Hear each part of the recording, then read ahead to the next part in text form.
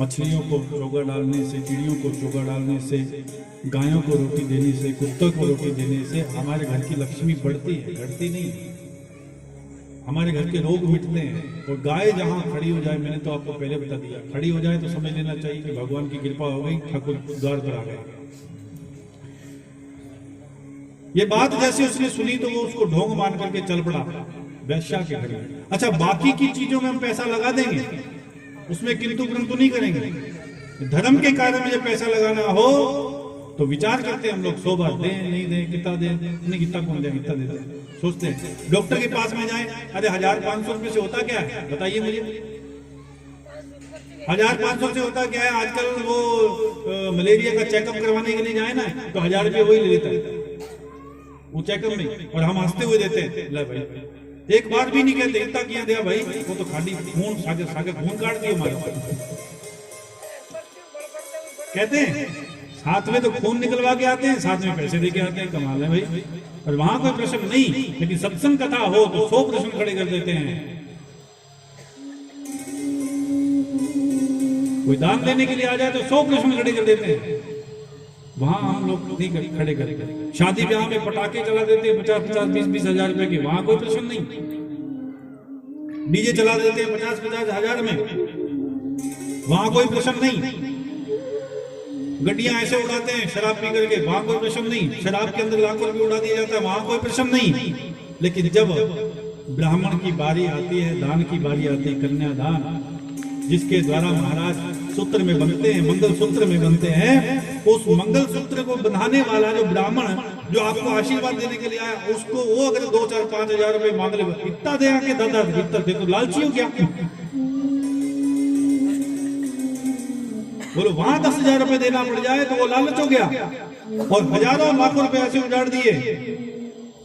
40% सब्जी भोजन वेस्ट में चला गया, वो दिखाई नहीं दिया, लेकिन वो हमें दिखाई देता है जो 7 दिन पहले जूठे बर्तन मांजने के लिए घर में आई। बुरा तो नहीं मानोगे, बात कह दो, सच कह रहा हूं,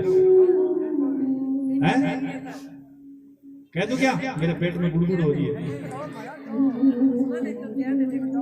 7 दिन पहले घर में आई बेचारी, वो बर्तन मांजने वाली को बुला लिया, अभी 7 दिन हमारा ब्याह लोग काम है, विनायक बैठ सी तू आ जाए टाइम हो। बोले ठीक है, झाड़ी दे दी, शाम झाड़ी मुका ली। और मुकाने के बाद में महाराज वो घर में थोड़े काम में 10 बजे आ गई, या एक दिन 9 बजे आ गई। 7 दिन वो जूठे बर्तन इत्यादि सब कुछ मांजती रही, चुप पोचे करती रही, झाड़ू पोछा। 7 दिन में शादी वादी निपट गई, और निपटने के बाद में उसने कहा से गानी बधाई हो, अब तो शादी हो गई, मेरा पीछा 8 दिहाड़ी बने मेरी, 8 दिहाड़ी 20 दिन तो आधा दिन आई, 20 दिन तो तू आधा दिन आई, 8 दिहाड़ी 7.5 बने। मन ध्यान है, तू के सोचा काम में ठाकुर आ गया, सब ठा लगा, तू कद आई कद गई, इतना ही देशो उसमें कम कर दिया। फिर अरे भाई कोई बधाई तो दे दे, वो मांगे बेचारी बधाई तो दे दे। अच्छा बधाई, हाँ दे खट जा। अब जो रिश्तेदार भाई जो कपड़ा काम में नहीं आने वाला होगा ना, जो घर में कोई पहनने वाला नहीं, रिश्तेदार भी इसको फेंक देंगे, ये भी पता है। अगर ये सूट दिया तो वो सूट महाराज ला करके उस काम वाली बाई को पकड़ा दिया।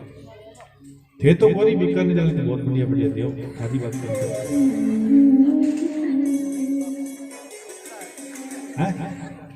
हकीकत बात है ये मैंने देखा।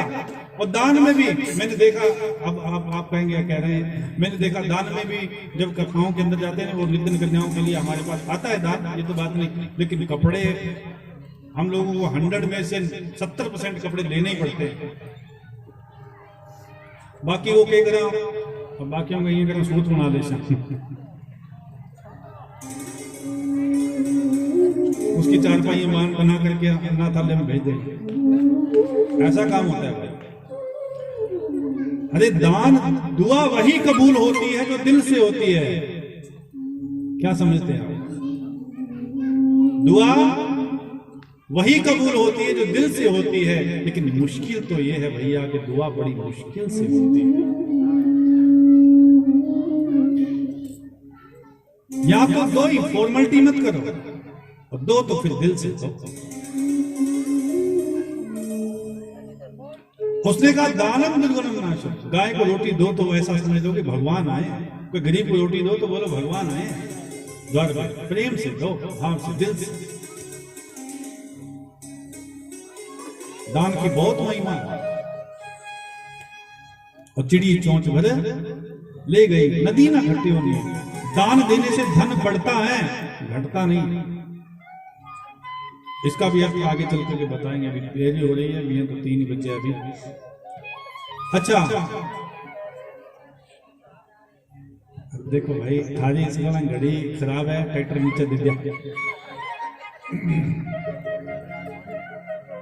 वो चल पड़ा, वैश्या के यहां जाना था, माला लेकर के गया। बोले ये तो ढोंगी बाबा हैं, ऐसे कह रहे हैं, शराब पिए हुए था, जा रहा रास्ते के अंदर महाराज नशे में था और ठोकर लगी, सिर फट गया, पत्थर के ऊपर सिर लगा, फट गया। वहीं एक भोलेनाथ की पिंडी थी, बचाओ बचाओ, लेकिन कोई बचाने के लिए नहीं आया। अंतिम श्वास गिरने लगा। उसने क्या सोचा कि वो संत गा रहा था कि दानो दुर्गुण नाशम, दान देने से दुर्गुणों का नाश होता है, तो चलो अपने ये माला देनी तो वैश्या को थी, उसको पहनानी थी, लेकिन भोले शंकर को दान में दे देते। भोले शंकर भगवान की। और भोलेनाथ को वो माला चढ़ा दी महाराज, मजबूरी में चढ़ गई। तो 1 घंटे तक भोलेनाथ के चरणों में बैठा रहा, भगवान का चिंतन करने लगा। और 1 घंटे के पश्चात जब प्राण छूट गए, यमराज के यहाँ गया, यमदूतों ने बताया, यमदूत कहने लगे कि महाराज सारी जिंदगी इसने पापाचार अनाचार में गुजारी है। चित्रगुप्त से पूछा गया, फाइल देखो, फाइल देखा, फाइल देख करके कहा कि 1 घंटे का सत्संग किया महाराज।